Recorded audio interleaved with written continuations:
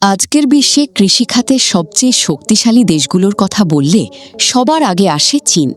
মাত্র প্রায় ৭% আবাদযোগ্য জমি থাকা সত্ত্বেও দেশটি বিশ্বের মোট খাদ্যশস্যের প্রায় ২২% উৎপাদন করে।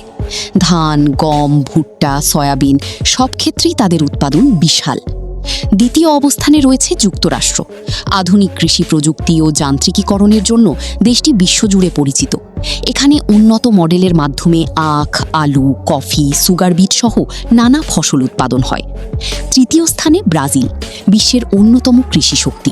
বিশাল আবাদযোগ্য জমিতে সয়াবিন, কফি, ভুট্টা, গরুর মাংস ও ইথানল উৎপাদনে দেশটি শীর্ষে রয়েছে। চতুর্থ অবস্থানে ভারত। আধুনিক প্রযুক্তি ও ঐতিহ্যবাহী পদ্ধতির মিশেলে ভারত কৃষিতে অনন্য উদাহরণ তৈরি করেছে। দেশের প্রায় ৫৮% মানুষের জীবিকা কৃষি নির্ভর। ফল, সবজি, দুধ উৎপাদনেও ভারত বিশ্বের শীর্ষ অবস্থানে। পঞ্চমে রয়েছে রাশিয়া।